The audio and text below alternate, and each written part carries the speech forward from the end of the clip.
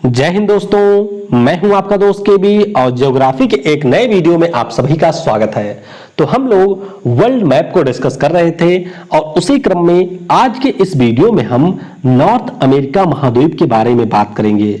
अब यहां पर अभी तक मैंने जो भी वीडियो बनाए हैं, मुख्य रूप से मेरा उद्देश्य यही रहा है कि हम लोग परीक्षा के दृष्टिकोण से टू दी पॉइंट चीजों को डिस्कस करें और इसीलिए कई सारे एग्जाम के जो पेपर हैं उनको एनालिसिस करने के बाद में ही मैं ये वीडियो बनाता हूं, जिससे ये सारे वीडियो आपके लिए काफी ज्यादा यूजफुल है।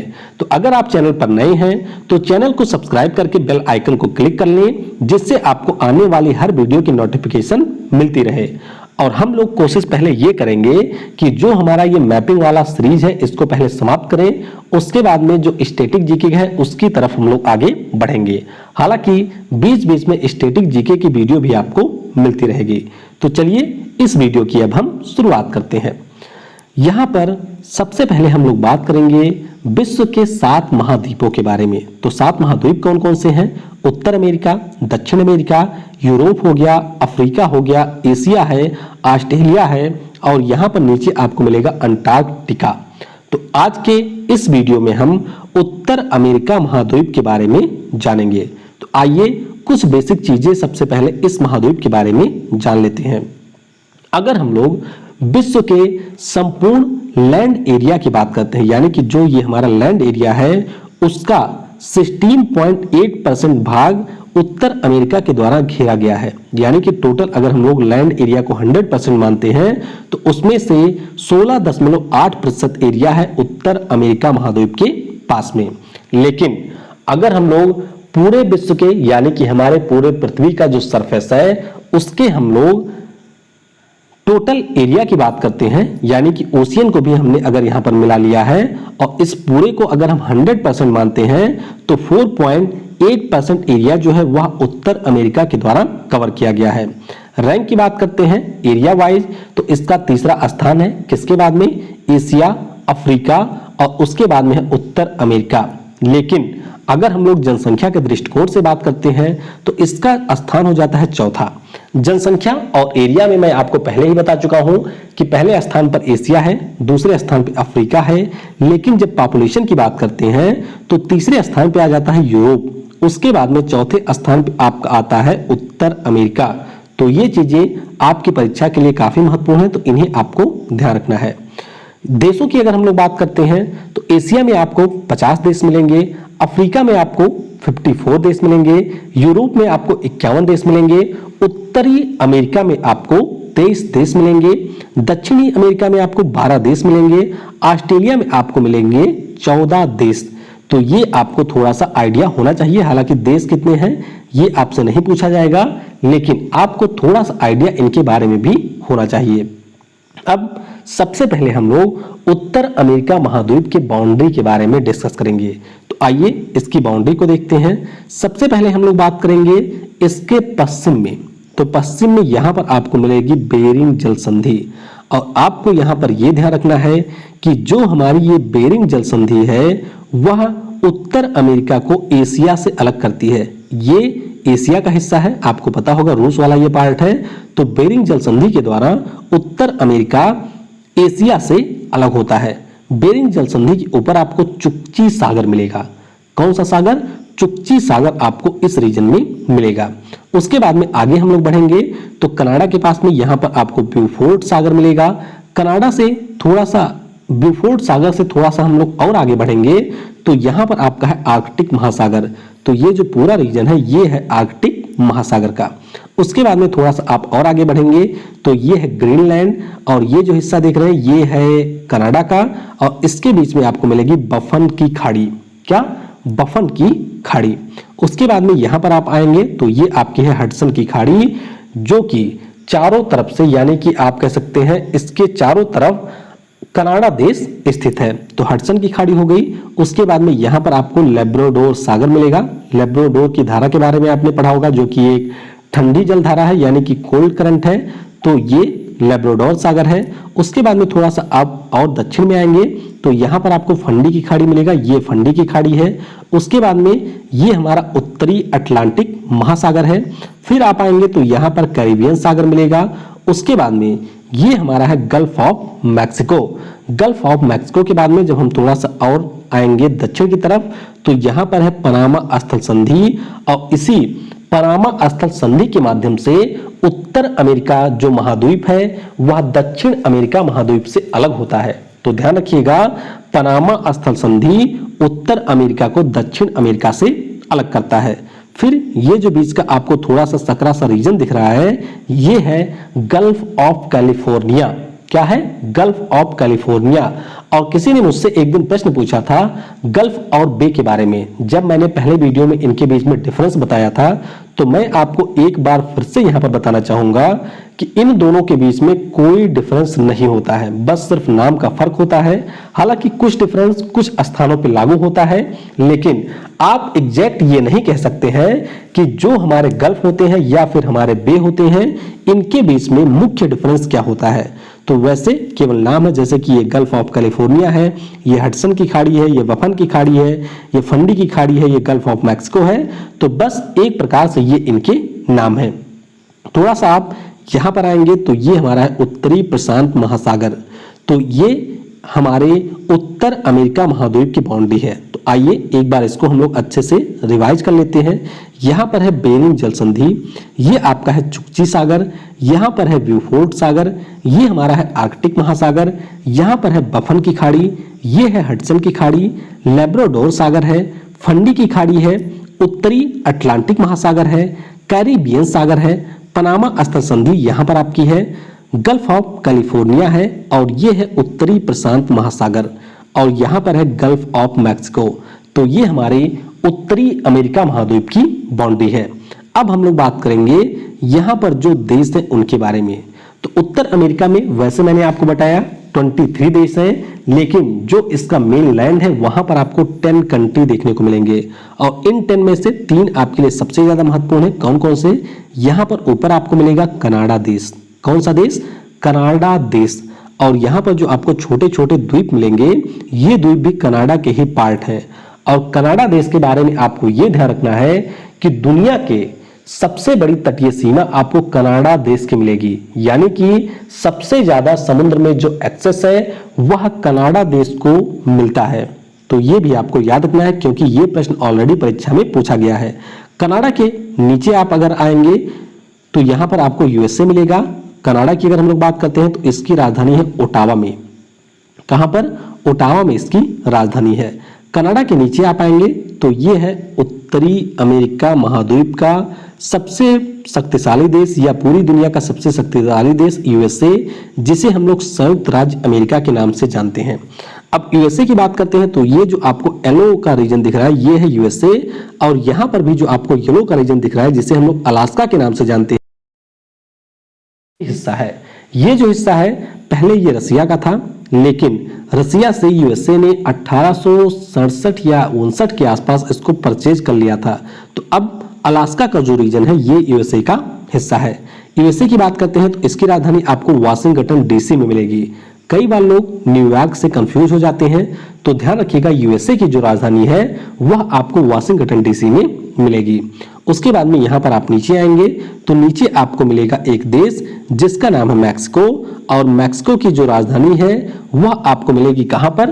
तो मैक्सिको की जो राजधानी है वह मैक्सिको सिटी में है। तो ये आप बहुत ही आसानी से याद रख सकते हैं।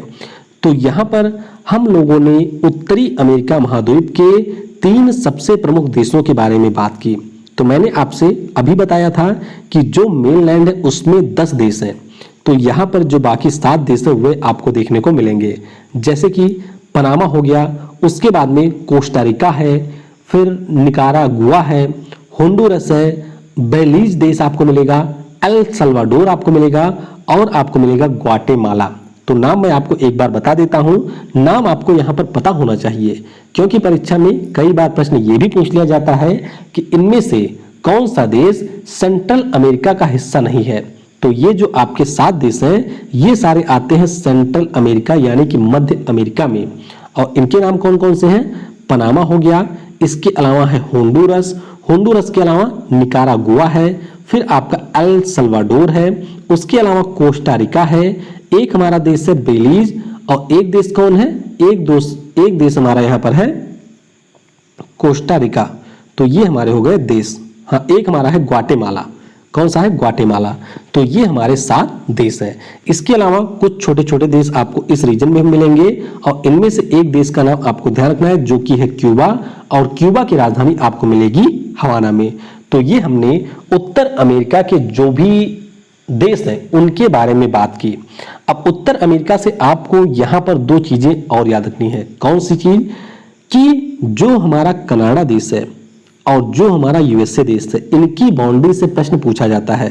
तो जो हमारी 49 डिग्री समानांतर रेखा है, यानी कि 49 डिग्री जो हमारी अक्षांश रेखा है, वह इन दोनों देशों के बीच में सीमा बनाती है। आप देखेंगे कि एकदम बराबर की लाइन है। उसके बाद में यहाँ पर हमारा ग्रेट लेक्स आ जाता है और फिर आगे एक नदी है। तो ये जो है वह कनाडा और उत्तर अमेरिका महाद्वीप के सबसे प्रमुख देश यूएसए के बीच में सीमा बनाती हैं। तो देशों की बात कर ली हमने। अब चलिए उत्तर अमेरिका की जो हमारी नदियां हैं उनके बारे में जानते हैं। तो उत्तर अमेरिका में यहां पर आपको एक झील मिलेगी और इस झील का नाम है इटास्का झील। नाम आपको याद रखना है इटास्का लेक का। इटास्का जो झील है, यहां से उत्तर अमेरिका महाद्वीप की सबसे बड़ी नदी निकलती है और इस नदी का नाम क्या है? तो इस नदी का नाम है मिसिसिपी नदी और यह गल्फ ऑफ मैक्सिको में आकर के अपने जल को गिराती है। तो कौन सी नदी है? मिसिसिपी नदी। मिसिसिपी नदी की अगर हम लोग बात करते हैं तो इसमें एक नदी आगे और मिलती है जिसका नाम है मिसौरी। तो जब ये दोनों नदियां आपस में मिल जाती हैं तो संयुक्त रूप से इनका नाम हो जाता है मिसिसिपी मिसौरी नदी। तो आपको ध्यान रखना है कि ये उत्तर अमेरिका की सबसे बड़ी नदी है। उसके बाद में यूएसए में यहाँ पर आपको एक छोटी सी नदी और मिलेगी जो कि इसी मिसिसिपी नदी की एक सहायक नदी है और इस नदी का नाम क्या है? तो इसका नाम है ओहियो नदी। कौन सी? ओहियो नदी इसका नाम है। एक नदी आपको यहाँ पर और मिलेगी जिसका नाम है रियो ग्रांडे नदी और रियो ग्रांडे नदी की खास बात क्या है कि यह मैक्सिको और यूएसए के बीच में सीमा बनाती है। तो ये प्रश्न ऑलरेडी पूछा जा चुका है। और यहाँ पर आपको मिलेगा ओंटारियो झील। ओंटारियो झील से एक नदी निकलती है और इस नदी का नाम है सेंट लॉरेंस नदी। तो जैसा कि मैंने आपको पिछले स्लाइड में बताया था कि जो 49 डिग्री पैरेलल है, उसके बाद में ग्रेट लेक्स है और सेंट लॉरेंस नदी है, ये मिलकर के आपस में यूएसए और कनाडा के बीच में बाउंड्री को डिसाइड करती हैं। कुछ अन्य छोटी छोटी नदियां हैं जिनमें से एक आपकी नदी है, इसका नाम है याकून नदी। ये कनाडा के पश्चिमी हिस्से से निकलती है और अलास्का से होते हुए बेरिंग जल संधि में अपना जल गिराती है। तो ये हमने उत्तर अमेरिका की जो नदियां हैं उनके बारे में जाना है।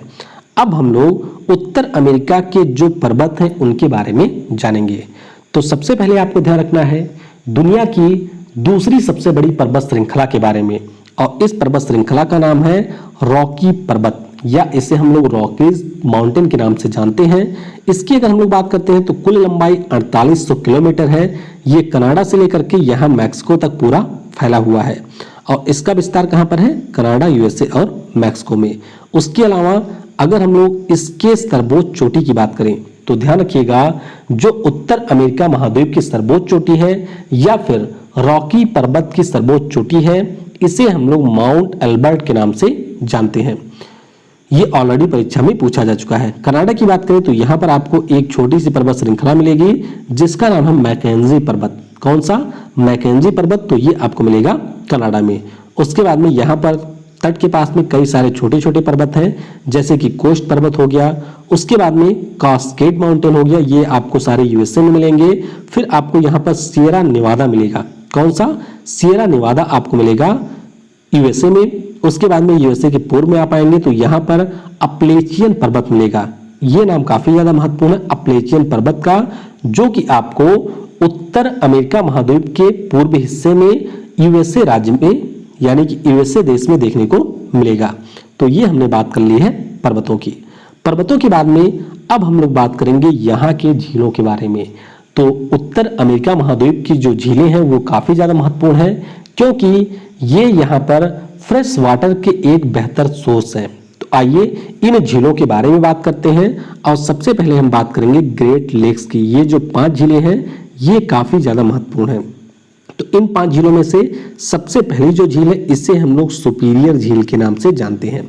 सुपीरियर झील जो है यह कनाडा और यूएसए के बाउंड्री पर स्थित है और पूरी दुनिया की ताजे पानी की सबसे बड़ी झील है। अगर आपसे प्रश्न पूछा जाए कि पूरी दुनिया की सबसे बड़ी झील कौन सी है तो वो आपका है कैस्पियन सागर। लेकिन अगर आपसे ताजे पानी की सबसे बड़ी झील के बारे में पूछा जाए तो ये हमारा है सुपीरियर झील। उसके बाद में अगली जो झील है इसका नाम है मिशिगन झील। मिशिगन झील के बारे में आपको ये ध्यान रखना है कि ये कंप्लीटली यूएसए में स्थित है। कहां पर? यूएसए देश में ये स्थित है।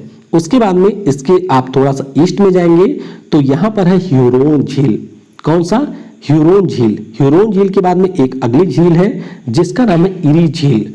और इरी झील के बाद में ये हमारी एक झील है ओंटारियो।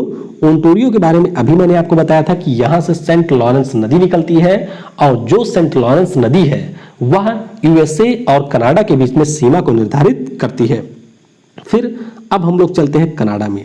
तो कनाडा में आपको झीलें मिलेंगी, इनमें से एक है ग्रेट बियर झील। उसके बाद में उसके नीचे आएंगे तो ग्रेट स्लेप झील है। फिर आपको मिलेगी विनिपेग झील। कौन सी झील है? विनिपेग झील। तो ये हमारी कुछ प्रमुख झीलें हैं उत्तर अमेरिका महाद्वीप की। आइए एक बार इनको रिवाइज कर लेते हैं। यहां पर आपको इन 5 झीलों के नाम और इनके क्रम एज इट इज पता होने चाहिए। जैसे कि सुपीरियर झील सबसे पश्चिम में है, उसके बाद में आता है मिशिगन, फिर है ह्यूरोन झील, फिर है इरी झील और उसके बाद में है ओंटारियो झील। और ये सारी झीलें आपस में जुड़ी हुई भी हैं, ये भी आपको ध्यान रखना है। कनाडा में एक झील आपको यहाँ पर और मिलेगी जिसका नाम है अथावस्का लेक। क्या नाम है? अथावस्का लेक। ये भी आपको मिलेगी कनाडा में। तो ये हमने बात की झीलों के बारे में। अब हम लोग उत्तर अमेरिका के जो मरुस्थल हैं यानी कि जो यहाँ के डेजर्ट हैं उनके बारे में जानेंगे। तो सबसे पहले आपको ध्यान रखना है ग्रेट बेसिन मरुस्थल के बारे में, जो कि काफी बड़ा मरुस्थल है यूएसए में। यूएसए के पश्चिम में आपको देखने को ये मिलेगा और इसका नाम है ग्रेट बेसिन मरुस्थल। उसके आप नीचे आएंगे तो एक मरुस्थल और मिलेगा जिसे हम लोग मोहावे मरुस्थल के नाम से जानते हैं। फिर आप थोड़ा सा और नीचे आएंगे तो यहाँ पर आपको मिलेगा सोनेरन मरुस्थल। और सोनेरन जो डेजर्ट है ये आपको अमेरिका यानी कि यूएसए के साथ साथ मैक्सिको देश में भी देखने को मिलेगा। तो ये भी आपको याद रखना है। एक हमारा और छोटा सा है जिसका नाम है चिहुआहुआन मरुस्थल और ये भी आपको यूएसए और मैक्सिको में देखने को मिलेगा। तो ध्यान रखिएगा उत्तर अमेरिका महाद्वीप के 4 मरुस्थलों के बारे में। ग्रेट बेसिन मरुस्थल यूएसए में है, मोहावे भी यूएसए में है, लेकिन सोनेरन और चिहुआहुआन मरुस्थल ये दोनों आपको यूएसए के साथ साथ मैक्सिको देश में भी देखने को मिलेंगे। आगे हम लोग बात करेंगे घास के मैदानों के बारे में। तो यहाँ पर जो घास का मैदान पाया जाता है उसे हम लोग कहते हैं प्रेरी। और ये जो घास का मैदान है वह आपको कनाडा के साथ साथ यूएसए देश में भी देखने को मिलेगा। तो यहाँ पर आपको इसके बारे में ध्यान रखना है। फिर यहाँ पर आपको मिल जाएगा ग्रीनलैंड। हालांकि ग्रीनलैंड वैसे यूरोप का पार्ट है, लेकिन आपको ध्यान रखना है कि यहाँ पर जो घास के मैदान पाए जाते हैं उन्हें हम लोग टुंड्रा ग्रासलैंड के नाम से जानते हैं। तो टुंड्रा का जो घास का मैदान है ये आपको मिलेगा ग्रीनलैंड में। तो ये हमने उत्तर अमेरिका के घास के मैदानों के बारे में बात की। और यहाँ पर आपकी परीक्षाओं के दृष्टिकोण से उत्तर अमेरिका महाद्वीप से जो भी इंपॉर्टेंट चीजें थी उनको हमने यहाँ पर डिस्कस किया। यानी कि आपकी जो पूरी कथा और कहानी थी वह समाप्त होती है और अब समय आता है प्रसाद का। तो ये जो प्रसाद है ये आप जरूर देखा करिए। और आपको मैं यहाँ पर बता दूं कि नीचे आपको डिस्क्रिप्शन में ऐप की लिंक मिल जाएगी और इस ऐप में आप जा करके यहाँ पर सारी चीजों को एज इट इज पढ़ भी सकते हैं और उनके क्विज को भी दे सकते हैं। नीचे आपको वेबसाइट की लिंक भी मिलेगी, वहां से जाकर के आप क्विज को भी दे सकते हैं। तो चलिए अब इस क्विज की हम लोग शुरुआत करते हैं। यूएसए की जो मृत घाटी है इसे हम लोग डेड वैली के नाम से भी जानते हैं। तो ये जो मृत घाटी है ये कहां पर स्थित है यानी कि किस राज्य में है? तो ये जो मृत घाटी है ये आपको मिलेगी कैलिफोर्निया राज्य में। कैलिफोर्निया जो कि यूएसए के पश्चिम में है और यहीं पर आपको मृत घाटी मिलेगी। तो इस प्रश्न का ऑप्शन बी करेक्ट होगा। अगला प्रश्न है बृहत बेसिन यानी कि ग्रेट बेसिन मरुस्थल कहां पर अवस्थित है? तो ये जो मरुस्थल है ये आपको मिलेगा यूएसए में यानी कि संयुक्त राज्य अमेरिका में। और ये जो सारे प्रश्न हैं ये सारे प्रश्न ऑलरेडी परीक्षाओं में कई बार रिपीट हुए हैं, तो इसीलिए आपको पूरी ईमानदारी के साथ में इन प्रश्नों को अटेम्प्ट करना है। सोनोरन मरुस्थल किस देश में स्थित है? तो सोनोरन के बारे में मैंने आपको बताया था कि ये यूएसए यानी कि अमेरिका में स्थित है। प्रेरी घास का मैदान कहां पर पाया जाता है? तो प्रेरी घास का जो मैदान है ये आपको उत्तर अमेरिका महाद्वीप में देखने को मिलेगा। सबसे बड़ी तटीय रेखा किस देश की है? तो ये मैंने आपको बताया ही था कि सबसे बड़ी तटीय रेखा आपको कनाडा देश की देखने को मिलेगी। निम्नलिखित देशों में से कौन मध्य अमेरिका में स्थित नहीं है? बात वही आ गई सेंट्रल अमेरिका की। तो मैंने आपको बताया था कौन कौन से देश, एक तो आपका है होंडुरस, उसके अलावा है ग्वाटेमाला, फिर आपका है बेलीज, फिर आपका आता है एल सल्वाडोर, फिर आपका आता है निकारागुआ, उसके बाद में है कोस्टा रिका और एक हमारा है पनामा। तो ये हमारे 7 देश हो गए। तो आप देखिए कौन से इसमें स्थित है, तो पनामा हो गया, होंडुरस हो गया, ग्वाटेमाला है, सिएरा लियोन ये हमारे अफ्रीका महाद्वीप का एक देश है। तो इस प्रश्न का ऑप्शन बी करेक्ट होगा। निम्नलिखित महाद्वीपों में से किसमें कोई स्थलरुद्ध देश नहीं है? तो यह भी आपको ध्यान रखना है कि जो हमारा नॉर्थ अमेरिका कॉन्टिनेंट है यहां पर कोई भी लैंड लॉक कंट्री नहीं है। स्थलरुद्ध देश का मतलब क्या होता है? ऐसे देश जिन्हें डायरेक्टली समुद्र में एक्सेस नहीं होता है। जैसे एशिया की बात करते हैं तो आप अपने पड़ोसी देशों को देख सकते हैं, कौन से, नेपाल जैसे हमारा हो गया, भूटान हो गया, तो इनको किसी भी प्रकार से सी में एक्सेस नहीं है। तो इसीलिए इस प्रकार के देशों को हम लोग स्थलरुद्ध देश या लैंडलॉक देश कहते हैं। और जो हमारा उत्तर अमेरिका महाद्वीप है इसमें कोई भी लैंडलॉक कंट्री नहीं है। तो इस प्रश्न का ऑप्शन भी करेक्ट होगा। निम्नलिखित नदियों में से कौन अंतरराष्ट्रीय सीमा बनाती है? तो मैंने आपको बताया था सिंधु तो नहीं बनाती है, नील भी नहीं बनाती है, रियो ग्रांडे जो नदी है यह नदी सीमा बनाती है यूएसए और मैक्सिको के बीच में। तो इस प्रश्न का ऑप्शन सी करेक्ट होगा। फिर हमारी है गल्फ स्ट्रीम। तो गल्फ स्ट्रीम के बारे में आपको ध्यान रखिएगा कि यह एक महासागरीय धारा है। तो ऑप्शन बी करेक्ट होगा। धाराओं वाले वीडियो में इसको हम लोग बेहतर तरीके से पढ़ेंगे। ग्रेट साल्ट लेक कहां पर स्थित है? तो जो हमारा ग्रेट साल्ट लेक है ये मिल जाएगा आपको यूएसए में, यानी कि अमेरिका राज्य में स्थित है ग्रेट साल्ट लेक। उत्तरी अमेरिका की सबसे बड़ी नदी कौन सी है? तो सबसे बड़ी नदी कौन सी है? तो ये है मिसिसिपी मिसौरी। तो इस प्रश्न का ऑप्शन सी करेक्ट होगा। अगला प्रश्न है क्षेत्रफल की दृष्टि से विश्व में उत्तर अमेरिका का स्थान कौन सा है? तो क्षेत्रफल के दृष्टिकोण से इसका स्थान है तीसरा। पहले स्थान पे है एशिया, दूसरे पे अफ्रीका और तीसरे पे है उत्तरी अमेरिका। जनसंख्या की दृष्टि में विश्व में उत्तरी अमेरिका का स्थान क्या है? तो जनसंख्या के दृष्टिकोण से इसका स्थान है चौथा। तीसरे स्थान पे यूरोप है, दूसरे पे अफ्रीका है और पहले पे है एशिया। कनाडा की राजधानी क्या है? तो कनाडा की जो राजधानी है वह आपको ओटावा में देखने को मिलेगी। टोरंटो हालांकि काफी ज्यादा फेमस शहर है कनाडा का, लेकिन इसकी राजधानी आपको ओटावा में देखने को मिलेगी। न्यूयॉर्क जो शहर है यह किस नदी के किनारे बसा हुआ है? तो ध्यान रखिएगा जो न्यूयॉर्क शहर है यूएसए का यह हडसन नदी के किनारे बसा हुआ है। तो इस प्रश्न का ऑप्शन सी करेक्ट होगा। निम्नलिखित में से कौन सी विश्व की दूसरी सबसे लंबी झील है? तो विश्व की जो दूसरी सबसे लंबी झील है ये आपकी है सुपीरियर झील। पहली सबसे लंबी झील कौन है वह आपको नीचे कमेंट में बताना है। इनमें से कौन ग्रेट लेक का हिस्सा नहीं है? तो ग्रेट लेक के बारे में मैंने आपको बताया था और इनमें से जो ग्रेट बियर लेक है ये ग्रेट लेक का हिस्सा नहीं है। तो इस प्रश्न का ऑप्शन ए करेक्ट होगा। निम्नलिखित झीलों में से कौन सी पूर्णतया यूएसए में स्थित है? तो ये भी मैंने आपको बताया था कि जो 5 झीलें हैं ये दोनों देशों के बीच में बाउंड्री बनाती हैं, लेकिन जो इसमें आपकी मिशिगन झील है ये मैंने आपको बताया था ऐसे, तो ये जो नीचे वाली थी मिशिगन झील ये पूर्णतया यूएसए में स्थित है। विश्व की सबसे बड़ी ताजे पानी की झील कौन सी है? तो ताजे पानी की सबसे बड़ी झील है लेक सुपीरियर यानी कि सुपीरियर झील। तो इस प्रश्न का ऑप्शन डी करेक्ट होगा। एशिया और उत्तर अमेरिका को जो जलडमरू मध्य अलग करता है यानी कि जल संधि अलग करती है उसका नाम क्या है? तो इसका नाम मैंने आपको बताया था बेरिंग जल संधि है। तो इस प्रश्न का ऑप्शन ए करेक्ट होगा। तो इस प्रकार से हमने उत्तर अमेरिका महाद्वीप के बारे में डिस्कस किया। अगला जो हमारा वीडियो होगा उसमें हम लोग दक्षिण अमेरिका महाद्वीप के बारे में जानेंगे। तो वीडियो को समय देने के लिए आप सभी को बहुत बहुत धन्यवाद। Thanks for watching. जय हिंद, जय भारत, और सबसे जरूरी, पढ़ेगा भारत तो बढ़ेगा भारत।